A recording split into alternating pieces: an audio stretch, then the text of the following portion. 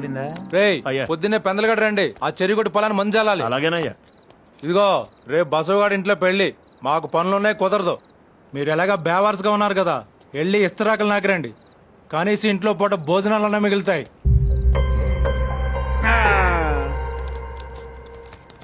మళ్ళీ వచ్చాడు. ఎవరిని బాబాయ్? అదిగో ఇదిగో అని పిలిచేస్తున్నాడు. ఇంకెవరిని? మమ్మల్ని. ఏంటి బాబాయ్ ఇది? అక్కనిచ్చిన బావే కదా, బావనే మర్యాద లేకుండా మాట్లాడతాడేంటి? అదే కదా మరి. నాకు నచ్చలేదు బాబాయ్, ఇది చాలా అన్యాయం. రండి తేల్చేసుకుందాం.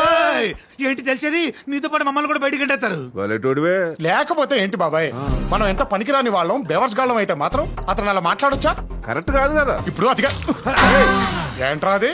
ఇంటర్లో ఇక్కడ కూర్చొని మాట్లాడుకున్నాం కదా, కాస్త పైకి చల్లొచ్చుగా. అదలు బా. నాకు చాలా పని ఉంది, మీరు లోపలికి వెళ్ళి మాట్లాడుకోండి. చూసా బాబాయ్, పని చేస్తున్నాడుగా బలుపు. మనలాగా చీము నెత్తురులేని బాపతి కాదు బాబాయ్ వాడు. తక్కువ మాట అనేస్తాడు. ఎందుకంటే ఒకవేళ మనం వాడిని ఇక్కడ పనిలోంచి తీసామనుకో, ఈ ఇంట్లో కాకపోయినా ఏ ఇంట్లో అయినా పని చేసుకుంటూ బతుకుతాననే ధైర్యం బాబాయ్ వాడికి. నాన్నోయ్ రా, భోజనాలు రెడీ అట, తిందా? నీ కడుపున పుట్టి నిన్ను చూస్తూ వాడు నీలాగే తయారవుతాడు గాని ఆడు ప్రయోజకుడు ఎందుకు అవుతాడు బాబాయ్? నీలాగే ఏదో ఒక ఇల్లు చూసి కట్టబెట్టే మాటలు పడుతూ బతికేస్తాడులే. అమ్మయ్యా, ఇంకెన్నేళ్లే బాబాయ్, ఇన్నేళ్లు ఎలాగోలా గడిపేశాం. ఇంకొన్నాళ్ళు గడిపామనుకో, ఆ తర్వాత ఎటు పోతాం. పోయారులే నా కొడుకులు, భూమికి భారం తగ్గింది కదా అని ఓ కేడుపు కూడా ఏడవకుండా మనల్ని పక్కన పాడేస్తారు. మనం ఉండవుగా చూసి ఫీల్ అవటానికి. ఏమంటావు? ఈ జీవితాన్ని ఇలాగే గడిపేద్దాం బాబాయ్.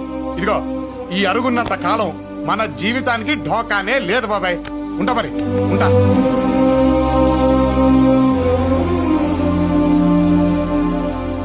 కానీ బాబాయ్, ఒక్కటి మాత్రం ఖచ్చితంగా చెప్పగలుగుతాను. బ్రతికినంత కాలం ఏం బ్రతుకురా వీళ్ళది అని నలుగురు అనుకోవడం కంటే, చచ్చిపోయిన తర్వాత ఏం బ్రతికారా వీళ్ళు అని అదే నలుగురు అనుకునేలా ట్రై చేయండి బాబాయ్. ఈ జన్మకు అర్థం ఉంటుంది.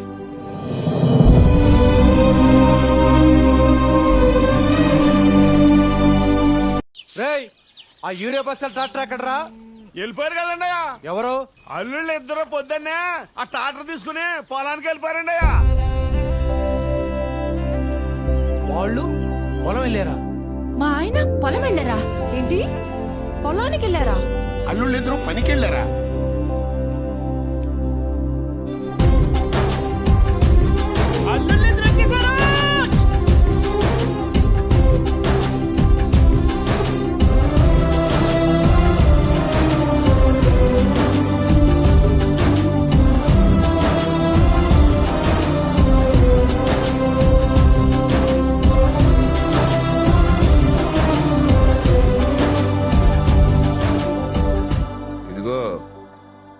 చెరువుగట్టు పొలానికి మందు చల్లేసాం. మిగతా పొలానికి మందు సరిపోతుందో లేదో. ఎందుకైనా మంచిది ఇంకో లోటు తెప్పియండి.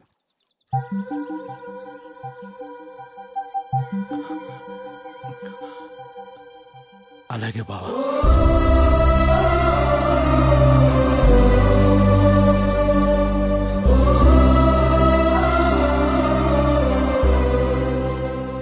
కూలోళ్ళ దగ్గర తక్కువ వచ్చారు.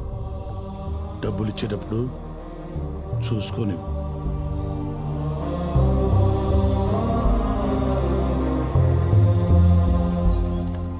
నువ్వే లెక్క చూసుకుని ఇచ్చే బావా.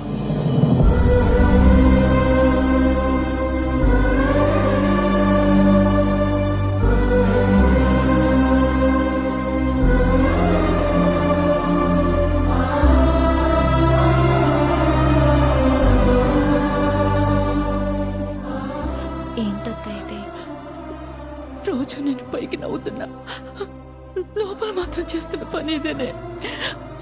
ఇన్నేళ్ల బాధ దాచుకోవడం కష్టం.